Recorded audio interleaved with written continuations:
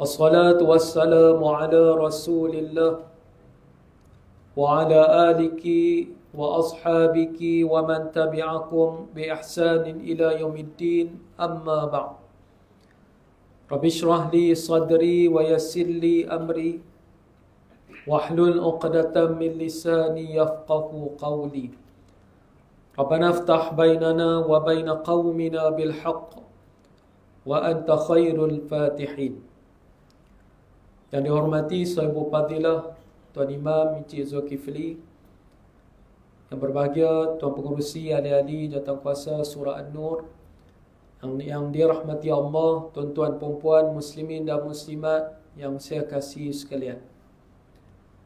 Alhamdulillah, muslimin dan muslimat dan saya serta umat Islam, kita dalam minggu menyambut ataupun tempoh menyambut kelahiran Nabi SAW.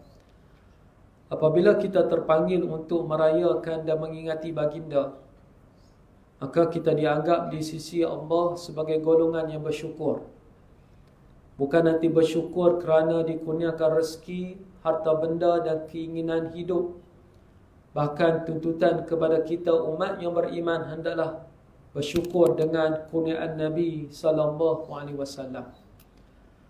Di dalam surah Yunus, Allah Ta'ala berfirman, "Qul bifadlillahi wa birahmatih fabidzalika falyafrahu huwa khairum mimma yajma'un." Katakanlah wahai Nabi Muhammad kepada umat, dengan kelebihan yang Allah berikan dan rahmat yang Allah Ta'ala berikan, maka bergembiralah. Yakni tanpa melupakan Allah itu adalah lebih baik daripada perbuatan menghimpunkan harta, kesenangan hidup, tetapi tidak disusuli dengan ingatan syukur kepada Tuhan. Ayat ini, kata Imam Suyuti, menjadi dalil bahawa dalam nikmat yang kita dapat adalah kita syukur. Jangan sekadar mengumpulkan harta, keinginan hidup, bahkan hendaklah juga bersyukur dengan nikmat, kelebihan, rahmat yang tertinggi. Itulah kurniaan Nabi SAW kepada umat sejagat. Perutusan Nabi ini bukan sekadar untuk umat Islam, bahkan untuk umat sejagat. Dalilnya daripada ayat 158 surah Al-A'raf. Qul ya ayyuhan nas, inni rasulullahi ilaikum jami'a. Katakanlah wahai Nabi Muhammad, wahai manusia, sesungguhnya aku adalah pesuruh Allah untuk manusia keseluruhannya. Menyelari hari hakikat ini, sebelum kita pergi kepada bab apa yang Nabi tinggalkan kepada umat, menyelari hal ini di kalangan yang bukan Islam, biarpun ada banyak tak beriman kepada Allah dan Rasul, tetapi di celah-celah mereka masih ada sepanjang zaman yang mengakui kehebatan Nabi. Antaranya adalah daripada tulisan pemikir Amerika pada tahun 1978. Itulah Michael H. Hart yang mengarang buku The 100, A Ranking of the Most Influential Persons in History. Dia telah menyeraikan 10 personality, individu berpengaruh di peringkat dunia. Dia letak nombor 1, sudah tentulah Nabi Muhammad SAW. Dia ni seorang Kristian. Nabi Isa dia letak nombor 3. Selepas nombor 2 seorang pakar matematik dari Britain, dia letak Nabi Isa nombor 3. Nombor 1 Nabi Muhammad. Dia tak beriman pun, tapi dia setuju Nabi Muhammad insan istimewa. Kalaulah dia mati dalam keadaan Michael H. Hart ni mati tak beriman, tidak ada faedah di akhirat. Tetapi untuk saya, muslimin dan muslimat serta umat Islam, sudahlah beriman, ikut sunnah Nabi, sayang Nabi, dibuktikan yang paling penting ialah mengambil berat ajaran yang telah ditinggalkan oleh Nabi yang datang daripada Allah Subhanahu Wa Taala. Atas aspirasi penghayatan inilah maka kebanyakan ulama mengharuskan agenda melalui Rasul. Biarpun tak berlaku di zaman Nabi kerana nak memupuk cinta, dan selanjutnya selebih dan sepentingnya adalah untuk taat kepada perintah Allah dan Rasul. Kalau setakat kenali, macam Mak Saleh. Kalau setakat kenali, dekat, hampir dengan Nabi, umpama musyrikin Mekah.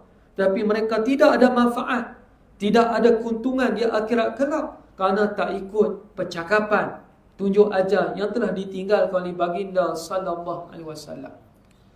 Sedia kita maklum Nabi meninggal pada 12 Rabiul Awal mengikut catatan kebanyakan ulama sirah. Banyak menyebut 12 Rabiul Awal, di samping 12 itu jugalah menjadi dokongan pandangan bahawa Nabi lahir pada detik yang sama, cuma tahun sudah tentu berbeza.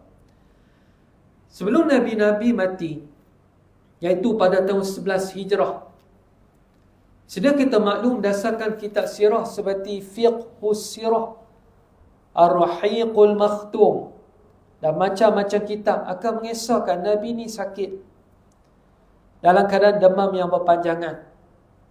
Nabi ni sihat, tiba-tiba sakit. Menjadi petunjuklah, tak pernah sakit, jadi sakit.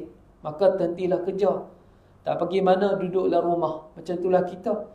Sekali sakit, semua pekat tanya-tanya, kenapa ni tengok main bola petang-petang. Tengok ada jamaah sekali dengan kita. Bila mana sakit, semua nak pergi kunjung.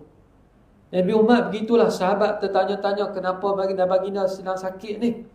Maka mereka pun mendapat berita, mendapat gambaran bahawa Nabi akan pergi dah tak lambat.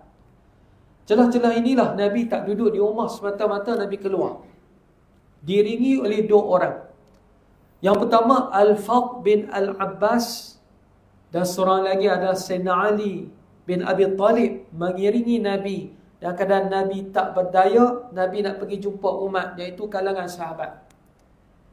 Nabi apa Nabi kata ketika itu, ketika bertemu di masjid?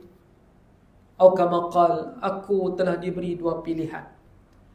Yang pertama maksudnya untuk terus hidup di dunia ni. Kalau nak sambung hayat, nak sambung umur, nak duduk lagi di Madinah dengan orang ramai, silakan. Allah Ta'ala akan bagi peluang.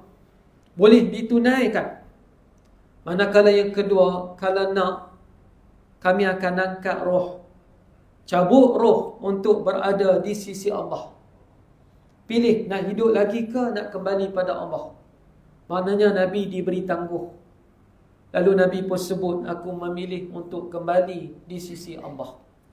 Maka menangislah sekalian sahabat, kerana kekasih mereka akan pergi sudah tidak lama.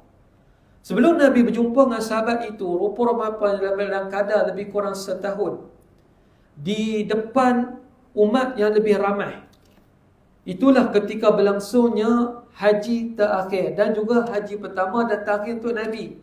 Tuan-tuan sudah maklum, Nabi buat hanya haji sekali, dan itulah yang terakhir. Para ulama berbeza berapa jumlah umat Islam yang sertai haji Nabi itu pada tanggal 10 Hijrah. Ada menyatakan 90,000, ada menyatakan 100,000, ada menyatakan 120,000. Artinya 90 hingga 120, jumlah yang ramai. Ratusan ribu berada di depan Nabi, sama-sama nak tunai haji dengan Nabi. Masa Nabi bergerak di bulan Dzulqa'dah, sampailah Nabi di kota Mekah. Masa perjalanan ini Nabi dah sebut hadis yang masyhur, khudu anni manasikakum, ambillah daripada aku perihal ibadat haji. Yakni penting ibadat haji ni adalah rukun Islam yang terakhir. Ambillah apa Nabi buat untuk diamalkan selepas ini. Begitu juga dengan hadis, sallu kama ra'aitumuni usalli, semayanglah sebagaimana kamu tengok aku semayang.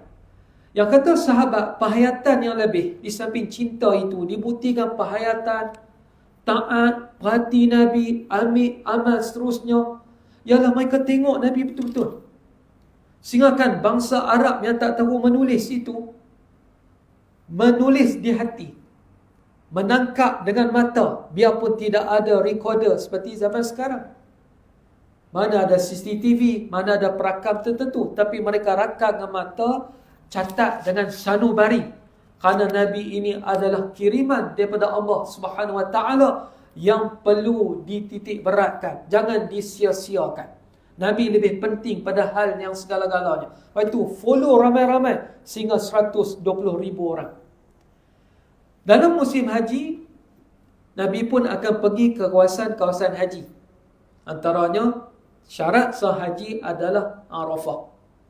Dalam hadis riwayat Imam Bukhari, Nabi sebut, Al-Hajju Arafah. Rukun haji adalah Arafah.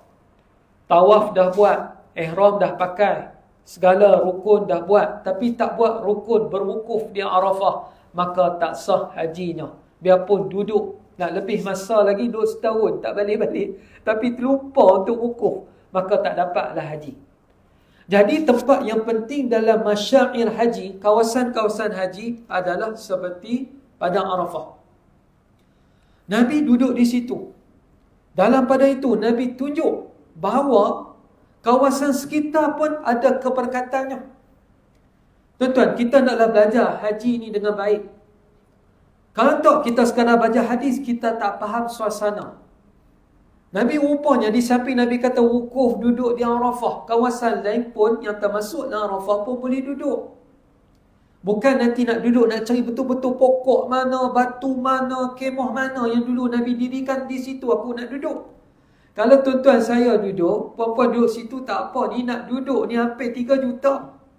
Lepas tu pandainya Nabi bergerak di sekitar Padang Arafah. Pada hari Jumaat 9 Zulhijjah, Nabi bergerak ke lembah Urainah untuk menyampaikan khutbah Jumaat yang juga dikenali sebagai khutwatul wada', khutbah perpisahan. Nabi selepas itu balik ke Madinah. Masih lagi berucap, berjumpa dengan sahabat, tetapi bukan ucapan yang sepanjang itu. Bukanlah ucapan serasmi itu. Dalam pada ucapan ini yang dianggap khutbah yang terakhir, taklah panjang sampai 40 minit. Oleh itu, sebagaimana pengalaman tuan-tuan, bukan pengalaman puan-puan. Kalau puan-puan pun kata pengalaman, nak kena cek balik lah. Jangan-jangan dia pun hadir jadi tok imam tadi tak sah belaka. Makmum pun duduk sah pertama, punya nak juarai sembahyang Jumaat tadi. Jadi masalah lah. Maksudnya tuan-tuan, saya yang terlibat Jumaat tadi. Bila kita terlibat tadi, termasuk puan-puan tengok dalam televisyen, live-nya, rakamannya, khatib ni yang ikut Nabi, ikut fiqah, dia tak akan terlalu panjang. Panjang sampai sejam, panjang. Oleh ilmu tu lain lah. Kita boleh buat kerja lain sama, mencatat, berfikir, gerak sana sini. Dalam suasana Jumaat tadi ada disiplin. Jadi kalau khatib tu ikut Nabi, ikut Islam, ikut syariah, dia takkan terlalu panjang. Nabi bagi petunjuk dalam bab nak sembahyang Jumaat ini adalah khutbah pendek, sembahyang tu lebih sikit. Dalam pada itu, khutbah perpisahan ni, apa salahnya kalau Nabi panjangkan, kerana ini yang terakhir. Tapi dalam kadar tak lebih 10 minit. Dalam pada 10 minit itu yang diamati oleh ratusan ribu sahabat, ada pelbagai riwayat. Kerana ada duduk di depan, ada tengah, belakang, kiri, kanan, ada dengar begitu, ada dengar begini, ada balik, kaji balik. Tadi Nabi sebut tentang apa? Sahabat ni jelas ini. Tadi aku tak dengar sangat. Sebab itu dalam riwayat khutbah terakhir ni ada pelbagai riwayat juga. Tetapi setiap riwayat itu sahih. Malam ini saya akan ketengahkan pesanan Nabi yang terakhir, yang bukan sekadar didengari oleh jamaah muslimin, bahkan juga jamaah di kalangan muslimat yang hadir ketika itu. Macam mana pengalaman puan-puan muslimat yang dikasihi sekalian, ketika kita berada di tanah suci, suasana di sana, kita pun puan-puan akan hadir dengar khutbah Jumaat. Kerana suasana di sana bersesuaian. Manakala di sini ikut premis. Saya dipanggil oleh Cik Zul dulu, akan didirikan masjid. Kalau masjid tu begitu besar, ada blok khas, boleh wanita datang solat Jumaat. Tapi biar tak macam tu pun tak mengapa, kerana hukumnya sunat. Autoriti ketika tu mungkin puan-puan jalankan hal lain di rumah itu juga mengundang pahala. Ketika hari Jumaat, ketika Nabi ada ini, bucak ini, mereka bukan ada rumah. Mereka bukan ada soal kerja lain. Masing-masing nak fokus tentang ibadah haji dan nak ambil ilmu ucapan Nabi yang terakhir. Maka pakat-pakat mendengar. Antara isi intipati pada khutbah terakhir Nabi, riwayat daripada Sayyidina Abdullah bin Mas'ud. Ada juga riwayat daripada Sayyidina Ali. Ada juga riwayat daripada Sayyidina Umar. Ada juga riwayat daripada Sayyidina Jabir bin Abdullah itu riwayat yang lebih khusus. Kita ambil riwayat yang umum. Kalau riwayat lebih khusus tu Nabi dah sebut nama kabilah, Nabi ada sebut jenis-jenis riba. Tapi kali ini adalah nasihat Nabi yang umum, yang didengari secara umum. Contohnya lah, khutbah tadi tajuk apa? Kita pun sebut tajuk sekian-sekian. Tapi nak cerita balik satu-satu tu, mungkin kita tak ingat semua. Di sini Nabi disampaikan semula nasihat ataupun khutbah Nabi yang umum. Apakah kandungan khutbah itu? Yang Nabi ucapkan di kawasan Urainah, di pinggir Arafah.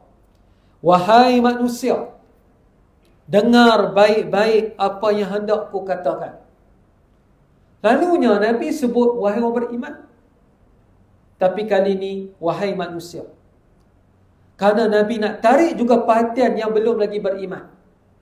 Sehingga kan di UK ada Islamic Studies, pengajian Islam, Islamic Center buat kajian tak ada khutbah Nabi ni.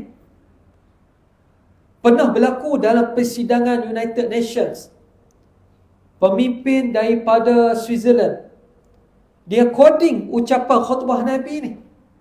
Dia kata ada seorang tokoh dunia satu ketika dulu menjamin keselamatan manusia. Dia tak terang lanjut. Itulah pemimpin Islam. Itulah Rasulullah yang bawa kebenaran. Dia tak cerita lanjut. Tapi bagi orang mendengar, mereka tahu inilah Nabi Muhammad, pembawa kebenaran yang perlu diikuti. Kalau Nabi sebut, wahai orang Islam, orang bukan Islam mungkin tak ambil tahu. Apa Nabi kata, dengar baik-baik kerana ucapan ini lebih penting daripada ucapan tokoh ataupun ilmuwan yang lain. Kerana Nabi adalah tokoh yang paling utama di sisi Allah. Aku tidak mengetahui apakah aku dapat bertemu lagi dengan kamu semua selepas tahun ini. Ni cara Nabi nak tarik perhatian atas amanat yang penting. Kalau Nabi tak cakap begini pun, para sahabat memang mengamati. Tapi nak tarik perhatian lebih. Misalan saja, contoh malam ni lah, bukan waktu sekarang. Kalau waktu sekarang ni kacau, kita nak dengar kuliah. Tiba-tiba ada Negeri Sembilan nak lawan Kedah, negeri saya. Semua orang cakap, malam ni perlawanan penting untuk hidup mati Negeri Sembilan. Dan begitu juga Kedah. Kan? Saya pun nak tengok Kedah, tuan-tuan perempuan pun nak tengok Negeri Sembilan. Tahu-tahu jangan tak sokong lah Negeri Sembilan. Penyokong di luar surau pula. Jadi bila kita sokong negeri kita ni, pasukan itu semua dengan ungkapan perlawanan ni penting. Radio sebut, Esro sebut, dalam WhatsApp pun masuk. Kita tahu malam ni ada match di Stadium Paroi. Tapi bila mana disebut perlawanan penting, maka kita akan mementingkan hal tu. Kalau itu bola patah lagi lah bab dunia akhirat. Yang menentukan kita akan hidup selama-lamanya tempat baik ataupun buruk, syurga ataupun neraka. Oleh itu, dengarlah dengan teliti kata-kataku ini. Bukan setakat Nabi, tuan-tuan perempuan pun pernah buat begini pada anak. Anak asyik tak lulus saja mengaji. Tapi anak tuan-tuan perempuan ni excellent belakang lah, alhamdulillah. Kata SPM pun tak elok sampai repeat paper. Abang, dengar ayah nak cakap ni. Sekali lagi macam ni, tak payah ya, jangan semua cakap, saya reti lah nak mengaji. Dia pun tak pernah dengar. Tahu dah ayah dia nak mengamuk. Sebab poinnya, hai kau dengar aku nak cakap ni. Nabi ni bukan nak mengamuk. Nabi ni nak menyelamat. Sebagaimana hadis riwayat Imam Muslim, aku ni umpama seorang lelaki yang berada di tepi ungganan api, yang menyekat kelkatu-kelkatu daripada jatuh. Jangan masuk pada api ini. Ini bukan benda yang menarik, yang menyelamat. Ini benda bahaya. Walaupun nampak memancar. Itulah bidalannya. Nabi sebut, jangan barangkali kita tak bertemu selepas tahun ini. Oleh itu, dengarlah dengan teliti kata-kataku ini. Dan sampaikanlah ia kepada orang-orang yang tidak hadir di sini pada hari ini. Bayangkan muslimin dan muslimat, sahabat ni sayang Nabi sungguh. Sayang Nabi ni zahir dan batin. Sayang zahir ni apa makanan, apa harta nak bagi pada Nabi. Sayang batinnya ialah teringat Nabi sungguh. Utamakan Nabi pada isteri, suami, anak, pinak dan segalanya. Bukan sekadar kata-kata. Mana ada orang ini patah gigi kerana nak buat surau? Tak ada. Mana orang sampai nak buat kerja-kerja agama, menyampaikan kuliah ilmu, dengar kuliah ilmu sampai berdarah-darah, tak ada, kita tak perlu sampai peringkat tu. Tapi sahabat buat benda itu sampai bagi jiwa raga kerana seorang manusia yang cerita tentang benda ghaib, cerita bab Allah Subhanahu Wa Taala, mereka percaya bulat-bulat kerana Nabi itu sungguhnya baik, kata-katanya benar dan sebagainya. Terbukti ia adalah seorang manusia pesuruh Allah. Maka bila mana Nabi sebut benda ni, sahabat jadi hibah sedih. Kerana selalu Nabi sebut kemungkinan akan berlaku. Pernah saya cerita kuliah di sini ataupun tuan-tuan guru kita yang lain, asatizah kita yang lain, tentang kata-kata Ibnu Abbas bila mana diturunkan surah An-Nas. Para sahabat seronok kerana Allah Ta'ala meraihkan kejayaan mereka masuk ke kota Mekah. Bayangkan dah boleh balik kampung. Bayangkan musyrikin Mekah sudah jatuh. Kezaliman, jahiliah, kuasa kejahatan sudah terbenam. Islam kembali menguasai, memerintah di persada Mekah. Semua bergembira. Tetapi Ibn Abbas kata, aku tak boleh bergembira. Kerana bila turun, idza jaa nasrullahi wal fath, di belakang ayat ini, tertanam di belakang ayat ini, maksudnya ialah bila sudah berjaya, Nabi itu akan tamat perjuangannya. Bila sudah tamat, dia akan kembali kepada Allah. Semua seronok kerana berjuang sudah lama. Tiba-tiba menang. Tiba-tiba orang sudi beriman, terima Islam. Mereka bergembira. Termasuklah Sayyidina Abu Bakar dan Sayyidina Umar. Sayyidina Umar bila dengar kata-kata daripada Ibnu Abbas, dia pun turut hibah kerana tempoh hayat Nabi tidak lagi akan lama selepas itu.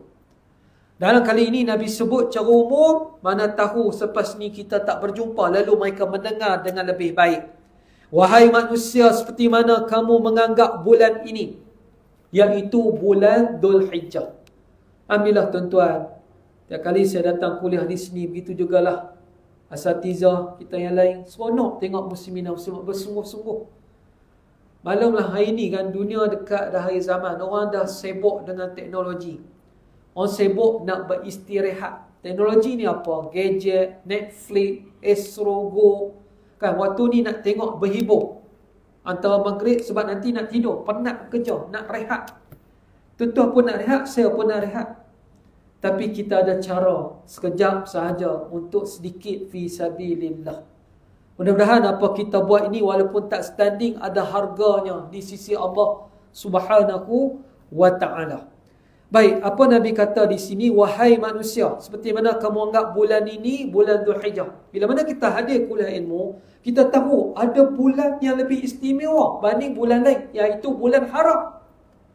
Iaitu bulan Muharram, Rajab, Dhul Qa'idah dan bulan Dhul Hijjah. Apa arti lebih istimewa? Bukan bulan lain boleh buat maksiat, boleh pergi kedai tutup spot. Bulan 4 ni bulan ibadat lebih. Bulan eloklah tumpah darah walaupun berdepan dengan musuh. Berunding lebih tak apa. Lebih-lebih lagi lah bulan Dhul Hijjah. Berlakunya genjatan senjata umat Islam tertumpu di dua tanah suci, Mekah dan Madinah. Saya minggu ni sahabat baik sampai ke Madinah. Dia tak pernah sampai. Rezeki Allah Ta'ala nak bagi. Dia ni kerja suajin di Al-Ustah. Tiba-tiba ada seorang korporat yang buat kepiah barakah. Dia cari 15 orang, dia sponsor. Masya Allah. Jenis tuan-tuan perempuan ni. Bukan maksud bila kita banyak duit, bila kita belajar fiqh al-alawiyat, fiqh keutamaan, kita banyak duit, kita tahu kita pergi. Boleh pergi, tapi duit yang lebih itu juga kita cari. Orang macam tuan-tuan perempuan ni, yang jarang pergi ataupun tak pernah pergi, kita hantar dia. Dia pergi tu dia doa untuk orang yang sumbang. Dia pergi tu dia ibadat, orang bagi duit, yang bagi laluan dia pergi tu pahala lagi banyak berbanding dia pergi seorang, dia pergi sendiri kerana dia berkhidmat pada muslim yang lain. Jadi sahabat saya ni pergi dah berada di Madinah sekarang ni. Duduk Madinah lama sikit, kemudian akan pergi ke Mekah. Dia duduk asyik hantar gambar. Turun-turun airport tu dengan video, gambar to'arak, gambar kapet masjid, semua dia hantar. Sampai handphone kita nak jam lah. Tu saya tambah. Saya ingatkan mesej pada pejabat fakulti saya. Lah dia lagi. Tak apalah. Sebab kita faham, dia gembira. Dia nak cerita kat siapa lagi. orang yang pernah merasai suasana di sana. Sebab apa dia macam tu hantar gambar kerak ni? Kerana dia teruja. Cara dia hantar gambar pun bukan nak menunjuk-nunjuk, tanda dia seronok nak berkongsi. Masya Allah subhanahu wa ta'ala, dia sampai bumi Rasulullah. Tuan-tuan pun begitu. Apatah lagi para sahabat yang berjuang di bumi suci, yang menyebabkan kita kenali sehingga malam ini tempat yang begitu barakahnya kerana lahirnya Rasulullah, tempat tinggalnya Rasulullah, tempat berkembangnya Islam. Kata Nabi, sebagaimana kamu anggap bulan ini dan kota ini, Mekah dan termasuk juga Madinah, adalah benda-benda yang suci, maka anggaplah jiwa dan harta yang diamanahkan kepada kamu juga adalah benda yang suci dan berhak untuk diamanahkan dengan baik. Nampak tuan-tuan perempuan, ni Islam. Dia tak sekadar ajak kita raikan tempat suci, bahkan jagalah kehormatan manusia sejagat. Orang yang tak faham Islam, orang yang kata Islam ni pengganas, Islam ni asyik orang Islam saja, pasti dia tak pernah baca khutbah Nabi yang terakhir. Kalau dia baca, dia tengok juga nas-nas yang lain, pasti dia celak hati dan panca inderanya, matanya, fikirannya bahawa Islam ni sangat luas, mengatasi ajaran yang lain, lebih baik pada ajaran yang lain. Bukan maksud Islam ni kau nak sembelih orang, tak boleh duduk dengan orang kafir. Ada caranya. Tetapi yang berlaku, segelintir orang kafir yang tak boleh duduk dengan Islam ni. Lepas itu berlaku dalam sejarah. Islam boleh menerima mana-mana yang bukan Islam. Dalam pemerintahan Islam peringkat dunia, melainkan pihak pengganas lah. Pemerintahan Islam ikut Quran dan Sunnah betul-betul menerima orang-orang bukan Islam. Tetapi dalam sejarah tertentu, sehinggalah ke malam ini, bagi segelintir tempat seperti Myanmar, seperti di benua India, negara India tu, di China, tak boleh menerima orang Islam walaupun sedikit, walaupun orang Islam hanya menjalankan kewajipan agamanya, tutup aurat, sembahyang, puasa, nak pergi keluar tunai haji dengan sekatan, dengan cabaran tertentu, tak dibenar dengan bebas, meskipun kita hanyalah pihak minoriti. Tapi bagi Islam, cuba tengok Nabi kata, jaga hak nyawa yang Islam dan juga bukan Islam, jaga harta yang Islam dan juga yang bukan Islam, dijaga oleh para penguasa umat Islam. Baik itu langsung tak berlaku dalam syariat Allah. Yang mencuri harta, menumpah darah di kalangan bukan Islam, penjenayah itu tidak dihukum, orang bukan Islam pula tidak dibela, tidak akan berlaku.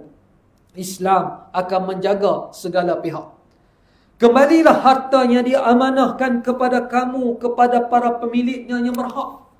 Kalau saya cakap tadi dalam konteks, bukan Islam pun kita jaga. Dan orang bukan Islam pun kena ambil cara, oh Islam ni sebenarnya dia begitu. Kalau ini kita pesan pada mereka, kita orang Islam lagi-lagilah tuan-tuan perempuan beramal dengan nasihat Nabi ni. Dalam hal ni, bukan Islam ada jadi pemimpin rakyat yang baik, ada. Dalam bab muamalah, jual beli, jaga harta,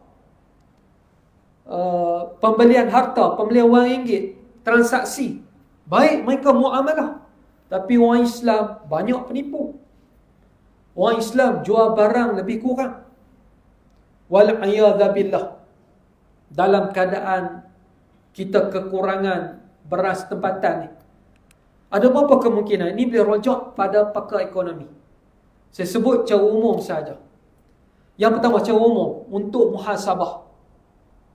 Kalau kita berpegang pada keadilan, kita pegang pada nasihat agama, benda yang saya sebut ni tidak ada masalah. Yang pertama, ialah sesuatu pada pihak kerajaan.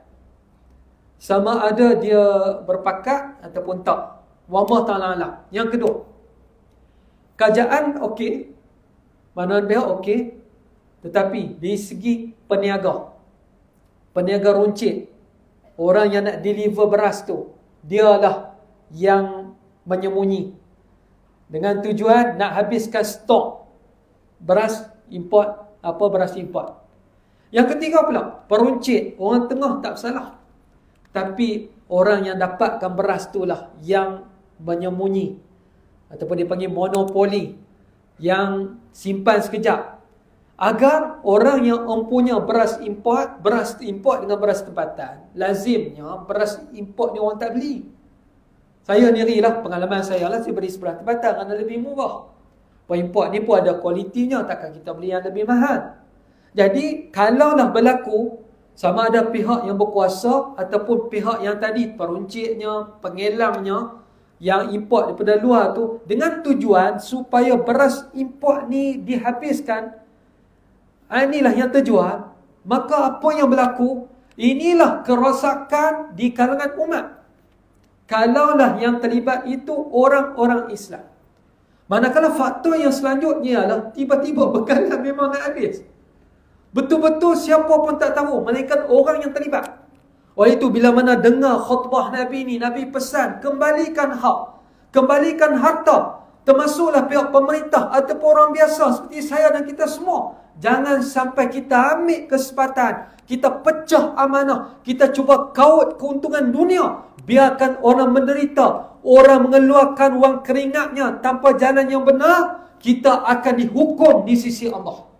Semayang banyak, puasa sunat rajin, dengar, menyampaikan kuliah, tapi terlibat menipu orang ramai, termasuk menipu yang bukan Islam, maka awaslah. Dan hadis Nabi menyebut, siapa yang menipu bukan di kalangan kami.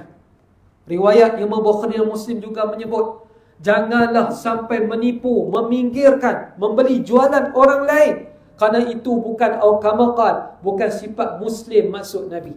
Oleh itu Nabi nak pesan akhirnya dalam khutbah ni, jaga pelbagai perkara. Di samping jaga kesucian kota Makkahnya, tunai haji dengan baik maksudnya, antara lagi Nabi nak pesan sebelum meninggal, pastikan umat menjaga hak sesama mereka. Berwaspadalah. Selanjutnya Nabi sebut, janganlah kamu sakiti sesiapa pun, agar orang lain tidak menyakiti kamu pula. Dalam hal ini tuan-tuan, terakhirnya, kita memang melihat dunia barat memusuhi negara-negara Islam. Mereka boleh buat macam-macam. Termasuklah hari ini berlega kartun. Kartun Simpson. Bagi orang yang tengok kartun lah. Kita bukan tengok kartun sampai 30 minit pun. Kita tengok hari ni ikut TikTok. Dia kerak kartun. Kartun ni apa hal? Dia cerita bab benda depan. Kartun ni dah lama. Tapi unik yang kartun ni, dia cerita benda-benda yang akan berlaku future, masa depan. Contohnya dia cerita bab Presiden Amerika ni, rambut perangnya, rambut nak kuning tu. Tengok-tengok lepas tu betul jadi. Naiklah Donald Trump. Ada beberapa perkara dia ramal. Antaranya dia ramal nanti ni, mati Presiden Amerika dengan lelaki ni akan naik muslimat. Muslimat belakang pun tepuk tangan. Ya, kami pun akan naik nanti. Kan mana dia ramal, nampak macam nak berlaku. Jadi orang tertanya kepada ustaz-ustaz, pada tuan-tuan perempuan, macam mana orang kartun ni? Timbul persoalan. Sebab benda dia ramal berlaku. Ada juga benda ramal tak berlaku pun. Contohnya KL akan banjir, tapi tak jadi pun.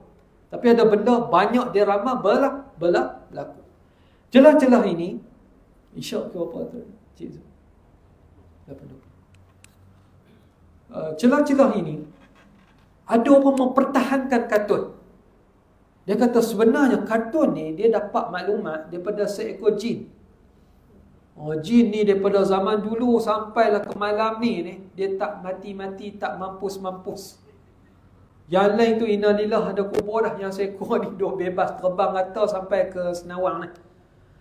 Jin ni dia kata ustaz, dia kata ke orang ramai dalam TikTok, jin ni dulu dengan jin-jin lain pergi ke langit, ambil berita. Tetapi atas hukum Allah, jin ni akan dipanah, dilontarkan dengan komet, semua mati. Melainkan seekor ni lah, jin ni yang masih hidup. Mereka kenapa pergi ke langit? Untuk ambil maklumat di Lauhil Mahfuz, Center of Knowledge. Ambil takdir, cerita-cerita ni nak buat datang ke bumi. Semua tahu, tapi semua mati melainkan seekor ni. Seekor ni lah yang cerita kat kartun ni. Orang yang cerita tu pun kartun. Jin ni tuan-tuan, boleh tak kita percaya? Tak payah percaya. Cerita tu pun tak payah percaya, kartun tu pun tak payah percaya lah. Kerana kalau benda ni sepenting itu, Nabi lah yang patut terang. Dia akan masuk dalam senarai kiamat. Akan muncul kartun yang meramalkan masa depan. Tetapi di sini, kenapa ia berlaku dan kenapa dia ramal dan berlaku? Inilah boleh kita kait dengan perancangan barat. Ada beberapa perkara yang mereka atur. Memang duit, ekonomi, sehingga kan Amerika pun dia ada teknologi boleh kawal cuaca. Dikatakan oleh seorang pemikir lah, Amerika dan beberapa negara, dikatakan, ni cerita saja tuan-tuan, ni pun boleh jadi kartun. Tapi ada poin yang saya sampaikan, iaitu mereka sedang membina beberapa channel tiang. Di beberapa negara tertentu, wallahu ta'ala alam, akan sampai masuknya tiang ni akan memancarkan imej tokoh-tokoh akhir zaman seperti Nabi Isa, Imam Mahdi, Dajjal, Dabbatul Ard, Ya'juj Ma'juj. Kerana mereka baca dalam Islam, benda-benda ni akan keluar. Mereka akan keluarkan dahulu dengan besi mereka. Contohnya keluar imej Nabi Isa. Nabi Isa nanti dia akan melawan dengan Dajjal. Ini besi Islam. Tapi bila mereka keluar dulu, ini orang pun tahu tentang Dajjal. Bila keluar, Nabi Isa ni akan cakap besi ajaran lain. Dia muncul dengan imej yang Islam cerita, tapi cakapnya lain, ajak kepada kekufuran, ajak pada benda lain. Akhirnya manusia akan ikut. Dan kartun ini akan berperanan menggambarkan kepada perkara itu. Sebab orang dah yakin dah, oh tengok dia ramal ni berlaku, nanti dia akan ramal sekian berlaku. Akhirnya orang akan berkiblatkan kartun dan akhirnya akan ikut beberapa perancangan daripada pihak barat. Itulah kemungkinan besar yang sedang berjalan. Dan semestinya walan tarda ankal yahudu walan nasara hatta tattabi'a millatahum. Sesekali golongan Nasrani dan Yahudi tidak akan meredai kamu sehinggalah kamu mengikuti jejak langkah ajaran mereka. Sekarang ni dapat saya sampaikan kerana keterbatasan masa. Selanjutnya sedikit lagi yang terakhirnya Nabi sebut. Dan berwaspadalah terhadap syaitan demi keselamatan agama kamu. Dia telah berputus asa untuk menyesatkan kamu dalam perkara-perkara besar. Maka berjaga-jagalah supaya kamu tidak mengikuti pula dalam perkara-perkara kecil. Mudah-mudahan apa yang disampaikan ini sebab sedikit memberi erti yang besar hidup kita agar mengamati ajaran Nabi, nasihat, khutbah Nabi yang telah ditinggalkan. Inilah penyelamat yang sebenar kita, lebih-lebih lagi di akhir zaman yang penuh dengan pelbagai fitnah. Saya pun maaf di atas terlanjur bicara, yang baiknya datang pada Allah Subhanahu wa taala. Wabillahi taufiq wal hidayah. Wassalamualaikum warahmatullahi wabarakatuh. Bismillahirrahmanirrahim. Allahumma faqihna fid din wa 'allimna ta'wil wahdina ila siratikal mustaqim walhamdulillahirabbil alamin. Rasanya dah masuk insya-Allah. Masih ada mesyuarat lepas insya-Allah.